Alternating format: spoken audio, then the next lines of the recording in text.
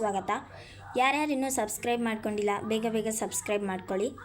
ನಾನಿವತ್ತು first language Kannada first preparatory ಆಗಿರೋ ಪೇಪರ್ದು ಆನ್ಸರ್ಸ್ ಇಲ್ಲಿ ಹೇಳ್ತಾ ಇದ್ದೀನಿ.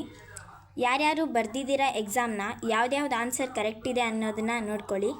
ಡೇಟ್ ನೋಡಿ, ಇಲ್ಲಿದೆ 5/1/2026 ಫಸ್ಟ್ ಲ್ಯಾಂಗ್ವೇಜ್ ಕನ್ನಡ ಮಾಡ್ತಾಯಿದ್ದೀನಿ, ನೋಡ್ಕೊಳ್ಳಿ. ಫಸ್ಟ್ನೇದಕ್ಕೆ ಆನ್ಸರು ಚ ವರ್ಗದ ಅನುನಾಸಿಕಾಕ್ಷರ ಅಂತ ಕೇಳಿದ್ದಾರೆ. ನಿಮಗೆ ಗೊತ್ತು ಚ ಚ ಜ ಜ ನ್ಯಾ ಬರುತ್ತೆ ನೋಡಿ, ಅದಕ್ಕೆ ಆನ್ಸರು ಸಿ. ಯಾರ್ಯಾರು ಬರ್ದಿದ್ದೀರಾ ನೋಡ್ಕೊಳ್ಳಿ, ಕರೆಕ್ಟಾಗಿದ್ದರೆ ನಿಮಗೆ ಒಂದು ಕನ್ಫರ್ಮೇಷನ್ ಸಿಗುತ್ತೆ ಈ ಕ್ವೆಶನ್ಗೆ ನಾನು ಕರೆಕ್ಟಾಗಿ ಆನ್ಸರ್ ಬರ್ದಿದ್ದೀನಿ ಅಂತ. ನೋಡ್ಕೊಳ್ಳಿ. ನೆಕ್ಸ್ಟ್ ಕ್ವೆಶನ್ಗೆ, ಅತ್ಯವಸರ ಪದವು ಈ ಸಂಧಿಗೆ ಉದಾಹರಣೆಯಾಗಿದೆ. ನೋಡಿ, ಇಲ್ಲಿ ಬಿ, ಆನ್ಸರ್ ಬಿ ಎಂಡ್ ಸಂಧಿಗೆ. ಓಕೆನಾ. ನೆಕ್ಸ್ಟು, ಒಂದು ಪದವನ್ನೋ ವಾಕ್ಯವನ್ನೋ ಹೇಳಿ ಅದಕ್ಕೆ ಸಮಾನಾರ್ಥಕ ಪದವನ್ನೋ ವಾಕ್ಯವನ್ನೋ ಹೇಳುವಾಗ ಬಳಸಬೇಕಾದ ಲೇಖನ ಚಿಹ್ನೆ ಕೇಳಿದ್ದಾರೆ. ಅದಕ್ಕೆ ಆನ್ಸರ್ ಬಂದುಬಿಟ್ಟು ಎ. ನೋಡ್ಕೊಳ್ಳಿ, ಆವರಣ. ಯಾರ್ಯಾರು ಇನ್ನೂ ನಮ್ಮ ಚಾನಲ್ನ ಸಬ್ಸ್ಕ್ರೈಬ್ ಮಾಡ್ಕೊಂಡಿಲ್ಲ ಬೇಗ ಸಬ್ಸ್ಕ್ರೈಬ್ ಮಾಡ್ಕೊಳ್ಳಿ. ನಾವು ಇವಾಗ ಆಗೋ ಪ್ರಿಪ್ರೇಟ್ರಿದು ಆಮೇಲೆ ಮಾಡೆಲ್ ಕ್ವೆಶನ್ ಪೇಪರ್ಸು ಎಲ್ಲ ನಮ್ಮ ಚಾನಲಲ್ಲಿ ಬಿಡ್ತೀವಿ. ಸೊ ಯಾರ್ಯಾರು ಸಬ್ಸ್ಕ್ರೈಬ್ ಆಗಿಲ್ಲ ಬೇಗ ಸಬ್ಸ್ಕ್ರೈಬ್ ಮಾಡ್ಕೊಳ್ಳಿ, ನಿಮಗೆ ನೋಟಿಫಿಕೇಷನ್ ಬರುತ್ತೆ. ಸೊ ನೆಕ್ಸ್ಟ್ ಬಂದುಬಿಟ್ಟು, ಹೋದಾನು ಪದವು ಈ ಕ್ರಿಯಾರೂಪಕ್ಕೆ ಸೇರಿದೆ. ನೋಡಿ, ಇದಕ್ಕೆ ಆನ್ಸರ್ ಬಂದುಬಿಟ್ಟು ಸಂಭವನಾರ್ಥಕ. ನೋಡಿ, ಲಾಸ್ಟಲ್ಲಿದೆ ನೋಡಿ, ಆಪ್ಷನ್ ಡಿ, ಸಂಭವನಾರ್ಥಕ. ಓಕೆನಾ. ಫೋರ್ತ್ ಕ್ವೆಶನ್ಗೆ ಆನ್ಸರ್ ಸಿಕ್ತು. ನೆಕ್ಸ್ಟು ಫಿಫ್ತ್ ಕ್ವೆಶನ್ನು, ಸಪ್ತಮಿ ವಿಭಕ್ತಿಯ ಕಾರಕಾರ್ಥವಿದು. ನೋಡಿ, ಆಪ್ಷನ್ ಬಿ, ಅಧಿಕರಣ. ಓಕೆನಾ. ನೆಕ್ಸ್ಟ್ ಬಂದುಬಿಟ್ಟು, ತಲೆನೋವು ಪದದಲ್ಲಿರುವ ಸಮಾಸ. ತಲೆನೋವು ಪದದಲ್ಲಿ ತತ್ಪುರುಷ ಸಮಾಸ ಬರುತ್ತೆ. ತಲೆನೋವು ಅನ್ನೋ ಪದಕ್ಕೆ ತತ್ಪುರುಷ ಸಮಾಸ. Option A correct answer. Next ನೋಡ್ಕೊಳ್ಳಿ, ಯಾರು ಮಧ್ಯದಲ್ಲಿ ಓಡಿಸ್ಬೇಡಿ, ಕರೆಕ್ಟಾಗಿ ಕೇಳಿಸ್ಕೊಳ್ಳಿ. ನೆಕ್ಸ್ಟು, ಮೊದಲೆರಡು ಪದಗಳಿಗಿರುವ ಸಂಬಂಧದಂತೆ ಮೂರನೆಯ ಪದಕ್ಕೆ ಸರಿಹೊಂದುವ ಸಂಬಂಧಿ ಪದವನ್ನು ಬರೆಯಿರಿ ಅಂತ ಕೊಟ್ಟಿದ್ದಾರೆ. ನೋಡ್ಕೊಳ್ಳಿ, ಪ್ರತಿಹಾರಿ, ಪಡಿಯರ, ಸಂದೇಹ, ಸಂದೇಯ. ನೋಡಿ, ನಾನೊಂದು ಸಾರಿ ಬರಿತೀನಿ, ನೀವು ಕನ್ಫರ್ಮ್ ಮಾಡ್ಕೊಳ್ಳಿ. ಸಂದೇಯ. ಸೆವೆಂತ್ ಒನ್ಗೆ ಆನ್ಸರ್ ಇದು, ಪ್ರತಿಹಾರಿ, ಪಡಿಯರ, ಸಂದೇಹ, ಸಂದೇಯ. ಇದು ತತ್ಸಮ ಮತ್ತು ತದ್ಭವ ವರ್ಡ್ಸು. ನೆಕ್ಸ್ಟ್ ನೋಡ್ಕೊಳ್ಳಿ, 12 ಸಂಖ್ಯಾವಾಚಕ, ಮೂಡಣ ದಿಗ್ವಾಚಕ. ಮೂಡಣ ಅನ್ನೋದು ದಿಕ್ಕನ್ನು ಸೂಚಿಸುತ್ತೆ, ಅದಕ್ಕೆ ಇದು ದಿಗ್ವಾಚಕ. ನೋಡಿ, ಚಾನಲ್ನ ಸಬ್ಸ್ಕ್ರೈಬ್ ಮಾಡ್ಕೊಳ್ಳಿ. ದಿಗ್ವಾಚಕ ಇದು 8th ಒನ್ಗೆ ಆನ್ಸರು. ನಿಧಾನಕ್ಕೆ ನೋಡ್ಕೊಳ್ಳಿ. ನಿನಗಾಗಿ ತದ್ದಿತ್ತಾಂತವ್ಯಯ. ಚಲುವಿಕೆ, ಒಂದು ನಿಮಿಷ ಇರಿ. ಚಲುವಿಕೆ ಬಂದುಬಿಟ್ಟು ತದ್ದಿತ್ತಾಂತ ಭಾವನಾಮ. ತದ್ದಿತ್ತಾಂತ ಭಾವನಾಮ. ಕರೆಕ್ಟಾಗಿ ಕೇಳಿಸ್ಕೊಳ್ಳಿ, ಯಾರ್ಯಾರು ಕರೆಕ್ಟಾಗಿ ಬರ್ದಿದ್ದೀರಾ ನೋಡ್ಕೊಳ್ಳಿ. ತದ್ದಿತ್ತಾಂತ ಭಾವನಾಮ. ನೆಕ್ಸ್ಟ್ ನೋಡಿ, 10th ಒನ್, ಉಂಟು ಕ್ರಿಯಾರ್ಥ ವ್ಯಯ, ಕೂಡಲೇ ಸಾಮಾನ್ಯವ್ಯಯ.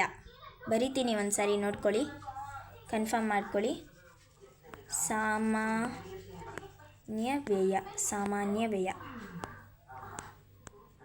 ನೆಕ್ಸ್ಟ್ ನೋಡಿ, ನೆಕ್ಸ್ಟು 3rd ಮೇನಲ್ಲಿ ಕೆಳಗಿನ ಪ್ರತಿಯೊಂದು ಪ್ರಶ್ನೆಗೆ ಒಂದೊಂದು ವಾಕ್ಯದಲ್ಲಿ ಉತ್ತರ ಬರೆಯಿರಿ. ನೋಡಿ, ನಾನು ಬಾಯಲ್ಲೇ ಆನ್ಸರ್ ಹೇಳ್ಕೊಂಡು ಹೋಗ್ತೀನಿ. ಪ್ರಾಣಿಗಳು ತಮ್ಮ ಮಕ್ಕಳಿಗೆ ಯಾವ ವಿಚಾರವಾಗಿ ತರಬೇತು ಕೊಡುತ್ತವೆ? ಪ್ರಾಣಿಗಳು ತಮ್ಮ ಮಕ್ಕಳಿಗೆ ಚಲನವಲನಗಳ ವಿಷಯವಾಗಿ, ಆಹಾರ ವಿಚಾರಗಳ ವಿಷಯವಾಗಿ ತರಬೇತು ಕೊಡುತ್ತವೆ. ಇನ್ನೊಂದು ಸಾರಿ ಹೇಳ್ತೀನಿ, ಕೇಳಿಸ್ಕೊಳ್ಳಿ. ಪ್ರಾಣಿಗಳು ತಮ್ಮ ಮಕ್ಕಳಿಗೆ ಚಲನವಲನಗಳ ವಿಷಯವಾಗಿ, ಆಹಾರ ವಿಚಾರಗಳ ವಿಷಯವಾಗಿ ತರಬೇತು ಕೊಡುತ್ತವೆ. ನೋಡಿ, ನೆಕ್ಸ್ಟು, ಶಾನುಭೋಗರು ಚಿಕ್ಕನಾಯಕನಹಳ್ಳಿಗೆ ಏಕೆ ಹೋಗಿದ್ದರು? ನೋಡಿ 12th ಒನ್ಗೆ ಆನ್ಸರ್ ಬಂದುಬಿಟ್ಟು ಕಂದಾಯ ವಸೂಲಿ ಮಾಡಲು ಶಾನುಭೋಗರು ಚಿಕ್ಕನಾಯಕನಹಳ್ಳಿಗೆ ಹೋಗಿದ್ದರು. ನೋಡಿ, ಕಂದಾಯ ವಸೂಲಿ ಮಾಡಲು ಶಾನುಭೋಗರು ಚಿಕ್ಕನಾಯಕನಹಳ್ಳಿಗೆ ಹೋಗಿದ್ದರು. ಈ ಆನ್ಸರ್ನ ನೀವು ಬರೆದಿದ್ರೆ ನಿಮಗೆ 1 ಮಾರ್ಕ್ ಸಿಕ್ಕೇ ಸಿಗುತ್ತೆ. ನೆಕ್ಸ್ಟ್ ನೋಡ್ಕೊಳ್ಳಿ 13 ಪ್ರವಾಸ ಕುರಿತು ಬೇಕನ್ನನು ಹೇಳಿದ ಮಾತು ಯಾವುದು?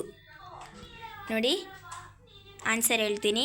ಪ್ರವಾಸವು ಶಿಕ್ಷಣದ ಒಂದು ಭಾಗವಾಗಿದೆ ಅನ್ನೋ ಮಾತನ್ನು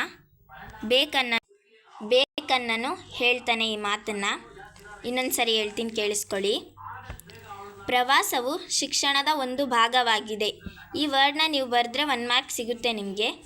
ನೆಕ್ಸ್ಟ್ ಕ್ವಶನ್ನು 14th ರಾಜಗೃಹ ಪಟ್ಟಣದ ಅರಸ ಯಾರು? ಆನ್ಸರ್ ನೋಡ್ಕೊಳ್ಳಿ, ಸುಬಲ. ರಾಜಗೃಹ ಪಟ್ಟಣದ ಅರಸ ಸುಬಲ.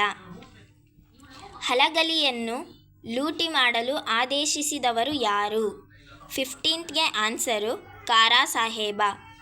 ಇನ್ನೊಂದು ಸರಿ ಹೇಳ್ತೀನಿ, ಕಾರಾ ಸಾಹೇಬ. ಭಾರ್ಗವ ಎಂದರೆ ಯಾರು? 16th ಕ್ವಶನ್, ಭಾರ್ಗವ ಎಂದರೆ ಯಾರು? ಭಾರ್ಗವ ಎಂದರೆ ಪರಶುರಾಮ. ಇನ್ನೊಂದು ಸರಿ ಹೇಳ್ತೀನಿ, ಭಾರ್ಗವ ಎಂದರೆ ಪರಶುರಾಮ.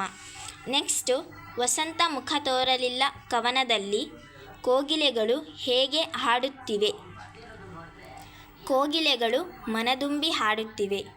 ವಸಂತ ಮುಖ ತೋರಲಿಲ್ಲ ಕವನದಲ್ಲಿ ಕೋಗಿಲೆಗಳು ಮನದುಂಬಿ ಹಾಡುತ್ತಿವೆ. ಮನದುಂಬಿ ಅನ್ನೋ ವರ್ಡ್ ನಿಮ್ಮ ಆನ್ಸರಲ್ಲಿ ಇದ್ದರೆ 1 ಮಾರ್ಕ್ ಕೊಡ್ತಾರೆ. ನೆಕ್ಸ್ಟ್ ನೋಡಿ 18th ಆಂಗ್ಲ ಭಾಷೆ ವಿಶ್ವವ್ಯಾಪಿಯಾಗಲು ಕಾರಣವೇನು? ನೆಕ್ಸ್ಟು 19th ನೆಹರು ಅವರು ಸರ್ ಎಂ ವಿಶ್ವೇಶ್ವರಯ್ಯನವರ ಬಗ್ಗೆ ಹೇಳಿದ ಮಾತುಗಳ್ಯಾವುವು? ನೋಡಿ, ಸೆಕೆಂಡ್ ಈ ಒಂದು 4th ಮೇನ್ ಏನಿದೆ 2 ಮಾರ್ಕ್ಸ್ ಕ್ವೆಶನ್ಸು, ಅದಕ್ಕೆಲ್ಲನೂ ನಾನು ಆನ್ಸರ್ ಬರೆದ್ಬಿಟ್ಟು ಹಾಕ್ತೀನಿ. ನೀವು ಬೇಕಂದರೆ ಕಮೆಂಟ್ ಮಾಡಿ. ನೆಕ್ಸ್ಟ್ ನೋಡ್ಕೊಳ್ಳಿ, ಕವಿ ಪರಿಚಯ ನಾನು ಹೇಳಿದ್ದೆ, ಆಲ್ರೆಡಿ ಮಾಡೆಲ್ ಪೇಪರ್ ಮಾಡಿದ್ದೀನಿ, ಅದರಲ್ಲಿರೋದೇ ಬಂದಿದೆ ನೋಡ್ಕೊಳ್ಳಿ, ಸಾರಾ ಅಬೂಬಕರ್ ಮತ್ತು ಕುವೆಂಪು. ನೆಕ್ಸ್ಟ್ ನೋಡಿ 6th ಮೇನಲ್ಲಿ ಕೆಳಗಿನ ಪದ್ಯಭಾಗಕ್ಕೆ ಪ್ರಸ್ತಾರ ಹಾಕಿ ಗಣ ವಿಭಾಗ ಮಾಡಿ ಛಂದಸ್ಸಿನ ಹೆಸರನ್ನು ಬರೆಯಿರಿ. ನಾನಿಲ್ಲಿ ನಿಮಗೆ ಛಂದಸ್ಸಿನ ಹೆಸರು ಹೇಳ್ತೀನಿ. ಗಣ ವಿಭಾಗ ಮಾಡಿರೋದು ಅದೆಲ್ಲ ನೀವು ಗೊತ್ತಿರುತ್ತೆ ನಿಮಗೆ, ನೋಡ್ಕೊಳ್ಳಿ ಕರೆಕ್ಟಾಗಿ ಮಾಡಿದ್ದೀರಾ ಇಲ್ವಾ ಅಂತಂದ್ಬಿಟ್ಟು. ಇದು ಛಂದಸ್ಸು ಬಂದುಬಿಟ್ಟು ವಾರ್ಧಕ ಷಟ್ಪದಿ. ವಾರ್ಧಕ ಷಟ್ಪದಿ ಅಂತ ಬರೆದಿದ್ರೆ ನಿಮಗೆ 1 ಮಾರ್ಕ್ ಸಿಗುತ್ತೆ. ನೆಕ್ಸ್ಟ್ ನೋಡಿ 7ನೇ ಮೇನು, ಕೆಳಗಿನ ವಾಕ್ಯದಲ್ಲಿರುವ ಅಲಂಕಾರವನ್ನು ಹೆಸರಿಸಿ, ಲಕ್ಷಣ ಬರೆದು ಸಮನ್ವಯಗೊಳಿಸಿ. ನಾನು ಅಲಂಕಾರದ ಹೆಸರು ಹೇಳ್ತೀನಿ ನೋಡಿ. ಉಪಮಾಲಂಕಾರ. ಅಲಂಕಾರ ಬಂದುಬಿಟ್ಟು ಉಪಮಾಲಂಕಾರ. ನೋಡಿ ಒಂದು ಸಾರಿ ಬರೀತೀನಿ, ಇದಕ್ಕೆ ಆನ್ಸರು ಉಪಮಾಲಂಕಾರ.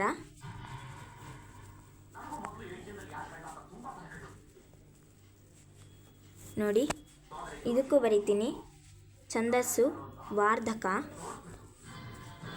ನೋಡ್ಕೊಳ್ಳಿ, ವಾರ್ಧಕ ಷಟ್ಪದಿ. ನೀವು ವಾರ್ಧಕ ಷಟ್ಪದಿ ಅಂತ ಬರೆದಿದ್ರೆ ನಿಮಗೆ 1 ಮಾರ್ಕ್ ಕೊಡ್ತಾರೆ. ನೀವು ಅದನ್ನು ಸಮನ್ವಯಗೊಳಿಸಿದರೆ ಅಥವಾ ಗಣ ವಿಭಾಗ ಮಾಡಿ ಪ್ರಸ್ತಾರ ಹಾಕಿದರೆ ಅದಕ್ಕೆಲ್ಲದಕ್ಕೂ ಸೇರಿಸಿ 3 ಮಾರ್ಕು. ನೀವು ಅದರ ಛಂದಸ್ಸಿನ ಹೆಸರು ಬರೆದ್ರೆ ಅದಕ್ಕೆ 1 ಮಾರ್ಕ್ ಕೊಡ್ತಾರೆ. ನೆಕ್ಸ್ಟ್ ನೋಡಿ ಅಲಂಕಾರನೂ ಅಷ್ಟೇ, ಸಮನ್ವಯಗೊಳಿಸಿದರೆ 3 ಮಾರ್ಕ್ಸು, ಅಲಂಕಾರ ಮಾತ್ರ ಬರೆದಿದ್ರೆ 1 ಮಾರ್ಕು. ನೆಕ್ಸ್ಟ್ ನೋಡ್ಕೊಳ್ಳಿ, ಗಾದೆ ಮಾತು. ಹಾಸಿಗೆ ಇದ್ದಷ್ಟು ಕಾಲು ಚಾಚು, ತುಂಬಿದ ಕೊಡ ತುಳುಕುವುದಿಲ್ಲ. ನಾನು ನಿಮಗೆ ಮಾಡೆಲ್ ಪೇಪರಲ್ಲಿ ಮಾಡಿರೋ ಕ್ವಶನ್ಸೇ ಬಂದಿದೆ ಆಲ್ಮೋಸ್ಟ್ ಆಲ್, ನಾನೀಗ ತಾನೇ ನೋಡಿದೆ. ನೋಡ್ಕೊಳ್ಳಿ, ನೆಕ್ಸ್ಟು ಸಂದರ್ಭ ಸಹಿತ ಸ್ವಾರಸ್ಯ. ನೋಡಿ, ಹುಲಿ ಈಗ ಎಷ್ಟು ಹಸಿದಿರಬೇಕು? ಇದು ಬಂದುಬಿಟ್ಟು ವ್ಯಾಘ್ರಗೀತೆ ಪಾಠದ್ದು. ನೀವು ಆ ಪಾಠ ಮತ್ತು ಆ ಕವಿ ಯಾವ ಸಂಕಲನದಿಂದ, ಕವನ ಸಂಕಲನದಿಂದ ಆರಿಸಿದೆ ಅನ್ನೋದನ್ನು ಬರೆದ್ರೆ 1 ಮಾರ್ಕ್ ಸಿಗುತ್ತೆ. ಸಂದರ್ಭ ಮತ್ತು ಸ್ವಾರಸ್ಯ ಬರೆದ್ರೆ 2 ಮಾರ್ಕ್ಸ್ ಎಕ್ಸ್ಟ್ರಾ ಸೇರಿಸಿ 3 ಮಾರ್ಕ್ಸ್ ಬರುತ್ತೆ ನಿಮಗೆ. ನೋಡಿ, ಕೈಗಾರೀಕರಣ ಇಲ್ಲವೇ ಅವನತಿ, ತಮ್ಮ ಪ್ರಜ್ಞೆ ಮುಂದೆ ಸುಳ್ಳು ಹೇಳೋಕ್ಕಾಗಲ್ಲ, ಬಿಳಿ ಹೊಳೆ ಬಣ್ಣದ ಗರಿಗರಿಯುಂಟು. ಇದು ಪೊಯಮ್. ಈ 3 ಏನಿದೆ ಇದೆಲ್ಲ ಪೊಯಮ್ದೆ. ನೆಕ್ಸ್ಟ್ ನೋಡಿ 8 ನೋಡಿ. ನೆಕ್ಸ್ಟು ಪೊಯಮು ಕಲುಷಿತವಾದಿ. ಇದು ನೀವೆಲ್ಲ ಕಲಿತಾ ಇರ್ತೀರ, ತುಂಬ ಈಸಿ ಪೊಯಮ್ ಕೊಟ್ಟಿದ್ದಾರೆ ಈ ಸಾರಿ. ಮಾಡೆಲ್ ಪೇಪರಲ್ಲಿ ಬಂದಿತ್ತು, ನಾನು ಸೆಕೆಂಡ್ ಮಾಡೆಲ್ ಪೇಪರ್ ಅಲ್ಲಿ ತಾನೇ ನೋಡಿದೆ ಇವಾಗ. ನೋಡಿ ಇದೇ ಬಂದಿದೆ, ಅದಕ್ಕೆ ನಾನು ನಿಮಗೆ ಹೇಳಿದ್ದು ಮಾಡೆಲ್ ಪೇಪರ್ ಕರೆಕ್ಟಾಗಿ ಓದ್ಕೊಳ್ಳಿ ಅಂತ. ನೆಕ್ಸ್ಟ್ ನೋಡಿ, ಪದ್ಯನ ಓದ್ಬಿಟ್ಟು ಅದನ್ನು ಅರ್ಥ ಮಾಡ್ಕೊಂಡು ಅದರಲ್ಲಿ ಏನೇನು ಒಂದು ಮೌಲ್ಯ ಇದೆ ಅನ್ನೋದನ್ನ, ಆ ಪೊಯಮಲ್ಲಿ ಮೌಲ್ಯ ಏನು ಅಡಗಿದೆ ಅನ್ನೋದನ್ನು ನೀವು ಬರೀಬೇಕು. ಅದನ್ನು ಹೇಳಿದ್ದೀನಿ ಕೂಡ ನಾನು ಮಾಡೆಲ್ ಪೇಪರ್ ಮಾಡಬೇಕಾದ್ರೆ. ನೆಕ್ಸ್ಟ್ ನೋಡಿ 8-10 ವಾಕ್ಯ. ಶಬರಿ ಚಿಂತೆ ಇಂಗಿ ಹೋದ ಸಂದರ್ಭದ ಸ್ವಾರಸ್ಯವನ್ನು ವಿವರಿಸಿ. ಇದು ಕೂಡ ಮಾಡೆಲ್ ಪೇಪರಲ್ಲಿ ಮಾಡಿರೋ ಕ್ವಶನ್ನೇ. ಬೇಕಿದ್ದರೆ ನೀವು ಒಂದು ಸಾರಿ ನಮ್ಮ ಚಾನಲ್ನ ವಿಸಿಟ್ ಮಾಡಿ ನೋಡಿ, ಗೊತ್ತಾಗುತ್ತೆ ನಿಮಗೆ. ಅದು ಕೂಡ ಮಾಡೆಲ್ ಪೇಪರಲ್ಲಿ ಮಾಡಿದ್ದೀನಿ. ನೆಕ್ಸ್ಟು ನೀವೆಲ್ಲ ಇದನ್ನು ಬರೆದಿರ್ತೀರ 2 ಮಾರ್ಕ್ದು. ಇದು ಒಂದು ಪ್ಯಾರಾಗ್ರಾಫ್ ಕೊಟ್ಟಿರ್ತಾರೆ, ಅದನ್ನು ಓದ್ಬಿಟ್ಟು ಬರೆಯೋದು. ನೋಡಿ 2 ಮಾರ್ಕ್ಸ್ ಸಿಗುತ್ತೆ ಒಂದು ಕ್ವಶನ್ಗೆ.